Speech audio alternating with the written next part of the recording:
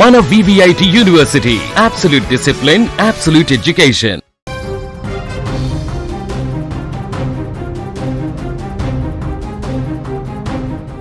రాజమండ్రిలో వైద్య విద్యార్థిని ప్రియాంక ప్రమాద ఘటనపైన ఏపీ మహిళా కమిషన్ చైర్పర్సన్ ఆవేదన వ్యక్తం చేశారు.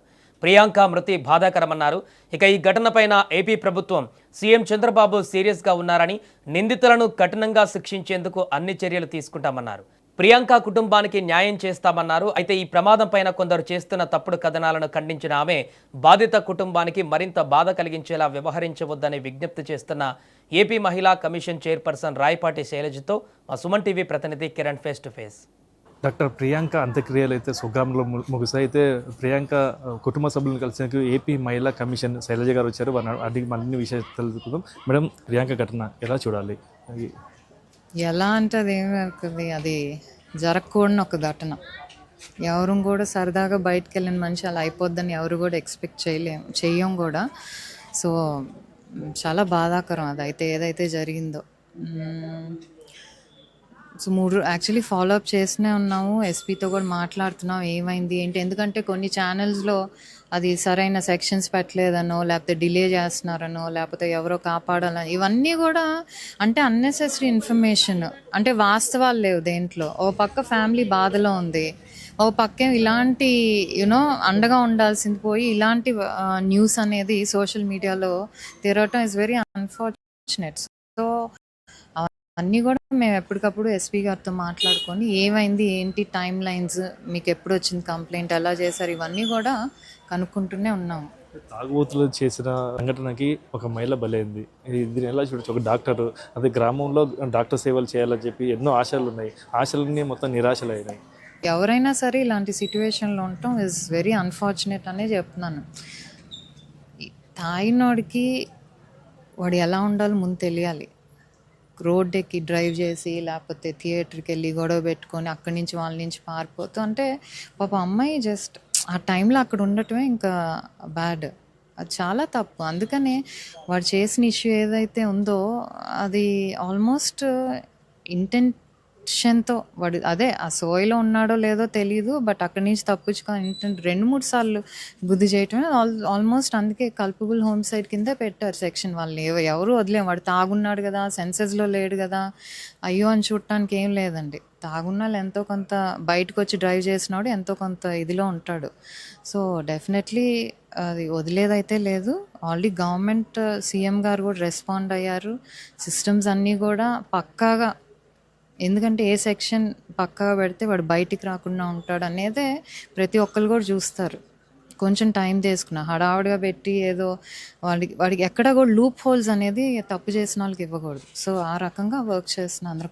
వాహనంలో అబ్బాయి కావచ్చు, అబ్బాయి ఉండొచ్చు, లేకంటే మహిళ ఉండొచ్చు. ఇప్పుడు ప్రియాంక ఉంది అంటే ఒకసారి ఇచ్చేసినాక తిరిగి చూసినాక అమ్మాయి ఉంది కదా అని మళ్ళీ రెండోసారి ఇచ్చేసాడు. అమ్మాయి కాబట్టి ఏమన్నా డాష్ ఇచ్చాడేమన్నా? అలా అని అనుకోవటానికి లేదు. వాడికి ఏంటంటే అక్కడ లోపల గొడవ పడ్డాడు, అదొక ఫ్రస్ట్రేషన్. ఓ పట్టుకోవటానికి వస్తున్నారు. సో వీళ్ళు కొంచెం వెనక్కి తిరిగి చూసేసరికి వాడికి ఏంటంటే ఇంకా మోస్ట్లీ ఆరోగెన్స్ అనే ఉంటుంది. ఇట్స్ నాట్ ఎవరున్నా సరే ఐ థింక్ ఇది చేసే ఉంటాడేమో అంటుంది అంతే. బికాజ్ అలాంటి ఒక ఇదిలో వాడు ఉన్నాడు వాళ్ళిద్దరూ. ఏదైతే అంటే బండి అంటే మనిషి మీదకి ఎక్కించి అంత ఇంటెన్షన్ అలా కలిగిందంటే ఎలా అనుకోవచ్చు? అంటే ఈ మొత్తం తాగుడికి బానిస అయినందుకని అనుకుంటారు. అంటే ఐ థింక్ అంటే మనందరం వీడియో చూసిన దాన్ని బట్టి ఏంటంటే ఎవరైనా కింద పడినప్పుడు తెలుస్తుంది కొంచెం. నిజంగా వాడు మనిషి అయితే అట్లీస్ట్ నా బండి కింద ఎవరో పడ్డారే అని అట్లీస్ట్ కొంచెం ఆగుతాడు. బట్ అదేం లేకుండా వాడు సేవ్ చేసుకోవటానికి అలా పారిపోయి మళ్ళీ ఎక్కడో నంబర్ ప్లేట్ ఇవన్నీ మార్చారు అని కూడా ఎస్పీ గారు చాలా క్లియర్గా ప్రెస్ మీట్లో జరిగిన ఇన్సిడెంట్స్ అన్నీ కూడా చెప్పారు. ఇలాంటి చర్యలు జరగకోకుండా మహిళలకి ఎలాంటి భరోసా ఇస్తారు మీరు ఉమెన్ చైర్పర్సన్గా? యాక్సిడెంట్స్ అనేవి ఇప్పుడు మహిళల కంటే ఏంటండి ఎవరిని కూడా బయటకు రాకూడదని చెప్పలేం కదా. పబ్లిక్లో మనం ఎలాగ ఉండాలి, ఎలా బిహేవ్ చేయాలి అనేది అందరికీ ఒక అవగాహన అంటూ ఉండాలి. అవునా కాదా? ఇప్పుడు అమ్మాయికి ఇలా జరిగింది, ఇప్పుడు అబ్బాయికి జరిగినా అమ్మాయికి జరిగిన ఇద్దరు ప్రాణాలు కోల్పోవటమే కదా. అమ్మాయికి అలా జరిగిందని మిగతా వాళ్ళకి చెప్పి ఇంట్లో కూర్చోబెడతాం.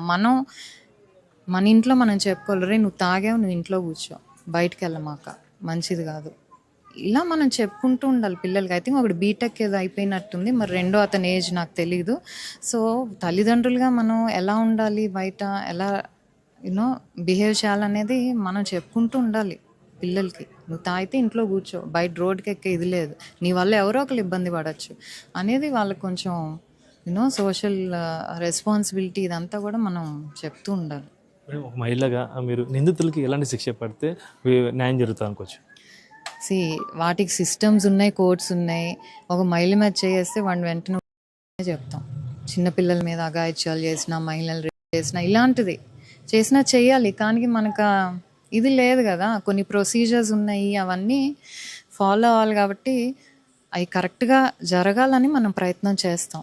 అది ఫాలో అప్ చేస్తూ ఆ కేసు ఎక్కడి వరకు వెళ్ళింది, ఫాలో అప్ ఏంటి, ఎంతవరకు జరుగుతుంది, సెక్షన్స్ కరెక్ట్గా ఉన్నాయి లేదా అని కంటిన్యూస్గా ఫాలో అప్ చేస్తూ వాళ్ళకి శిక్ష పడేటట్టు చేయగలం. ఏపీ మహిళా చైర్మన్గా కుటుంబ సభ్యులు కలిసి వచ్చారు, వాళ్ళకి ఎలాంటి భరోసా ఇవ్వబోతున్నారు? నేను అదే అంటున్నా, భరోసా అనేది అమ్మాయి ఉంటేనే వాళ్ళకి భరోసా, కానీ ఆ భరోసా మనం ఎవరం కూడా ఇవ్వలేం. బట్ ఏదైతే జరిగిందో అన్యాయం, దానికి వాళ్ళ మాటల్లో న్యాయం కాకపోయినా అట్లీస్ట్ మన వర్షన్లో న్యాయం అనేది, శిక్ష పట్టడం అనేది, దాని వరకు ఖచ్చితంగా చేస్తాము. అది అయ్యే వరకు కూడా చూస్తాము.